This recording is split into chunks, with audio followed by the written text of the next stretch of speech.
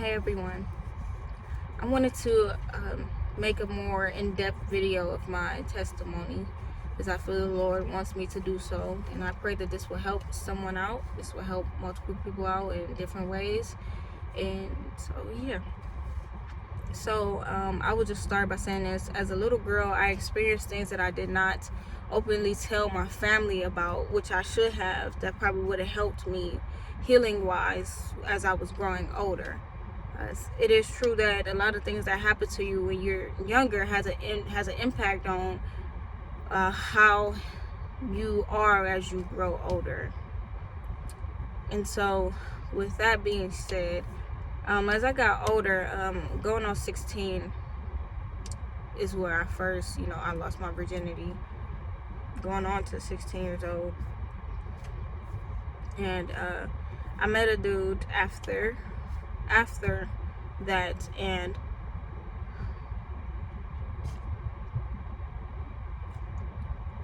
I don't know what made me pursue the relationship, but I guess I thought that he's cute or whatever. So, and from the jump I saw a red flag, not even a week into it, and I did not pay attention to it at all. I just allowed it to keep going forward. And so I eventually gave myself to him because I thought that he would love me more. He would want to continue to be with me. He would choose me. He won't cheat on me. All that blah blah. But of course that's not the case. But so going more into relationship, of course he cheated. Of course he, things happened, and I was hurt emotionally, physically, and I got into issues with other females, which is something so stupid that happens to a lot of people, especially when you're younger and you're in high school.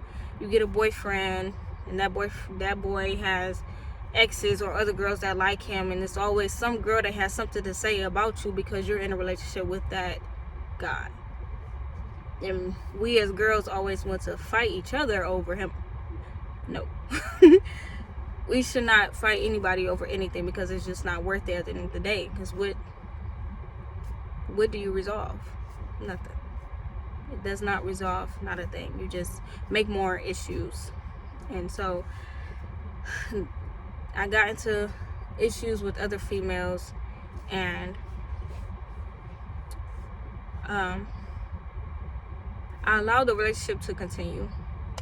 The relationship went on for over 2 years, and I eventually got to the point where, okay, I'm not going to let no guy run over me, continue to treat me the way he was treating me.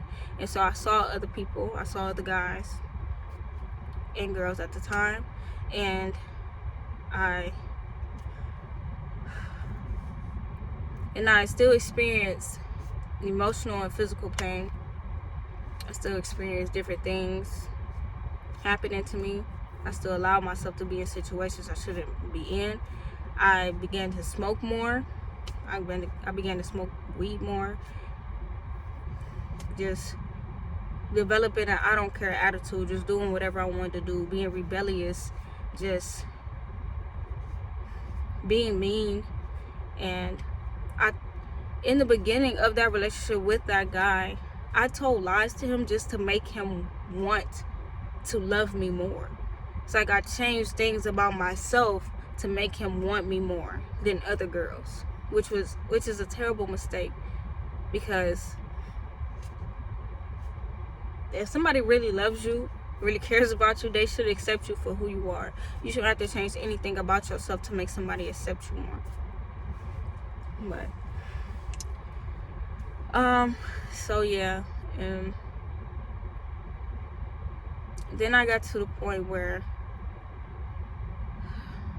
I would say I'm done, but did we ever mean that we were done? When we say we done, we always end up going back, talking back to them, not necessarily going back into a relationship, but having a conversation with them, things that you shouldn't do that would allow the guy to reel you back in like you a fish or something. just pulling you back in, and we allow it because we become sensitive and all that, and just allowing ourselves to be deceived, which is a big mistake. And so eventually, when I stopped talking to him for a period of time, I met my husband. I met him, he was in a relationship when I met him, and I was coming out of a relationship, and he was in a relationship. And my husband was being faithful to the girl that he was with, even though she was not faithful to him. And it turned into us being friends, and then us becoming more than friends. And we dated for a little tiny bit, like a month or so, probably a little less than a month. And I realized he was different when I met him. Because first, he's faithful. He's not gonna cheat on his girl for me. So first I saw he was faithful and kind. And he was just completely different from the other guys I experienced, other guys I was used to. He's completely different, I could tell. And so a month or a little bit into it, I was not, like I said, I wasn't used to,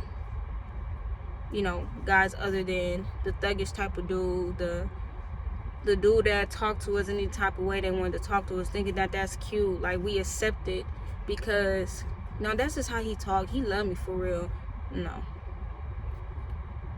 But my husband, when I met him, it's just different. He's kind. He's generous. He's sweet. He actually cared. That's the thing. He actually cared. Even when we weren't in a relationship, he still cared. Like, he wanted to talk to me. I didn't have to force myself to talk to him. I didn't have to text him a million times for him to talk to me. He wanted to talk to me, which was different.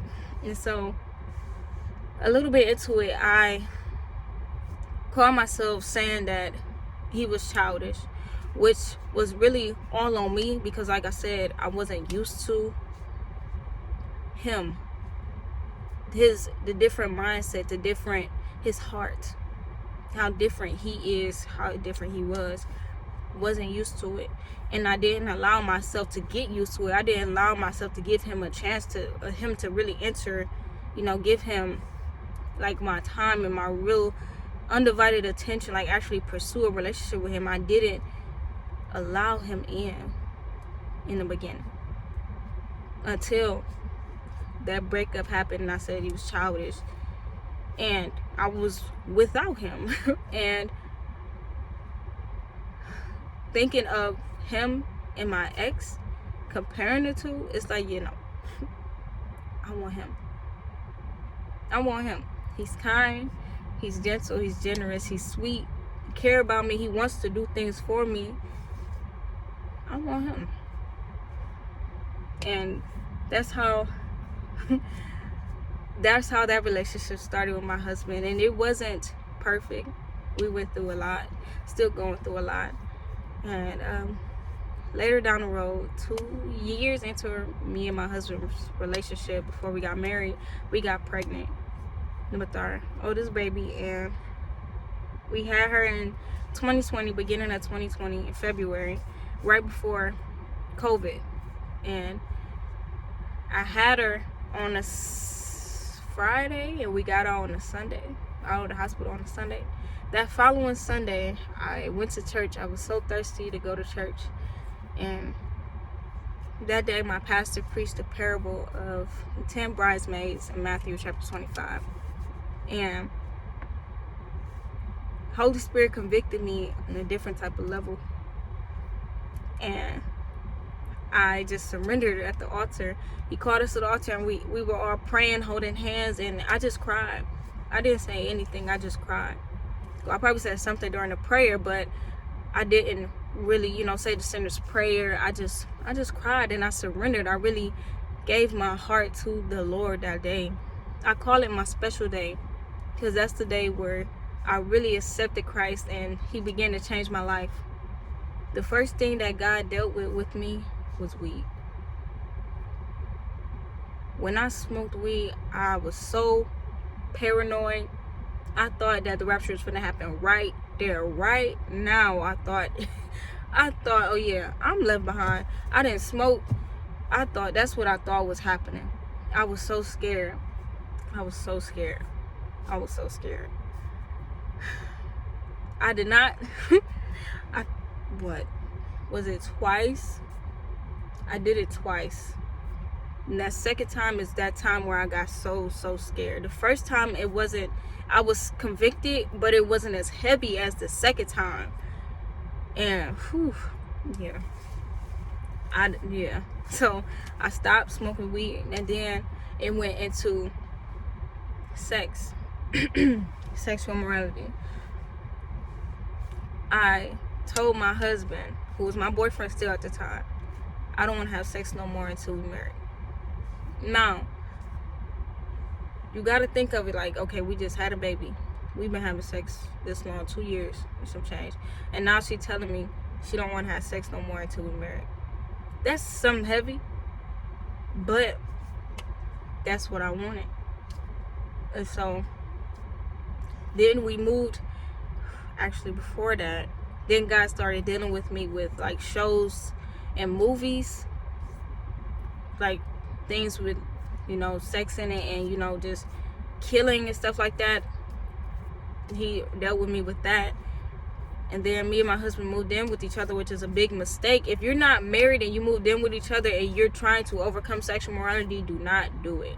Because let me tell you why.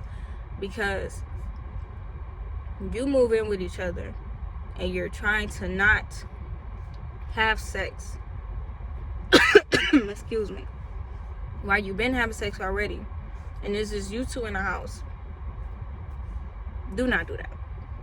You're gonna mess up. You're gonna mess up. Even if you spend the night with each other, don't do that. You're gonna mess up.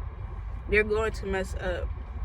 Because it's hard to resist something that you've been doing for a certain amount of years, for a long time, even for a few months. You're still going to struggle with it because it's something that you know how it feels, and you want more of it. Do not move in with each other while you're trying to wait until marriage. Do not do that. So yes, it was very, very hard for us to not have sex before marriage, until it was a time where we had messed up, and I ran into the bathroom and I cried my eyes out and I prayed, asking God for forgiveness, because I would always have the thought in my head, what if Jesus come back and I just did this? What if he come back right now and I just did this? I was toe up. And so I cried my heart out, and I finally just told my husband what's wrong. Like, more like I really let him know exactly how I feel about it, how I felt about it. And yeah, I let my heart out to him, and I let him know that I don't want to go to hell for having sex without being married. I don't want to do that. I remembered a verse that my pastor told me about. He said it's better to marry than to burn. And I told my husband that as well. And he said, okay, let's get married. And we got married like 2 weeks later at our pastor's house in the living room with our baby. And our pastor Christianized her right after we got married. And so that was good for us. That was amazing for us. Thank God for that. And after we got married, God still was working with me with some things, since I was still, even though I didn't smoke marijuana, even though I wasn't getting high, I still had a struggle with black and milds. And so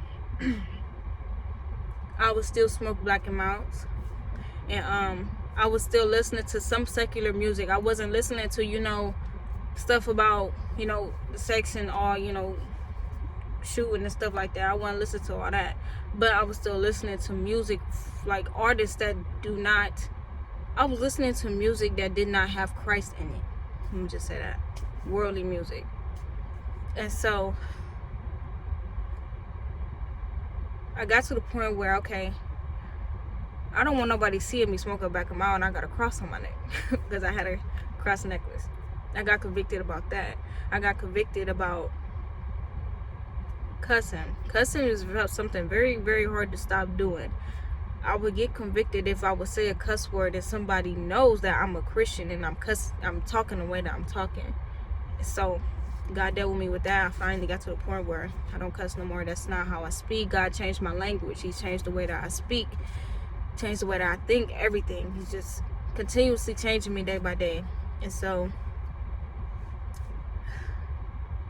yeah. And now I'm still not where, of course we're not never going to be to that point where we want to be. It's continuously growing. We're not going to be perfect we're not going to be there until we get to heaven. So I pray and hope that this testimony helps someone out in any way. And if you are struggling with surrendering to the Lord, if you want to serve Jesus, if you want Jesus in your life and you want change, you want to stop doing things, but it's hard, then let me pray for you right now. But first, I would tell you to fully surrender to Jesus. Tell him, Lord, I'm sorry. I repent of my sins and I need your help. I can't change on my own. I surrender all of these things to you. I surrender myself to you. And I pray and ask you, Lord, that you will help me to change, that you will purify me, that you will cleanse me, that you will change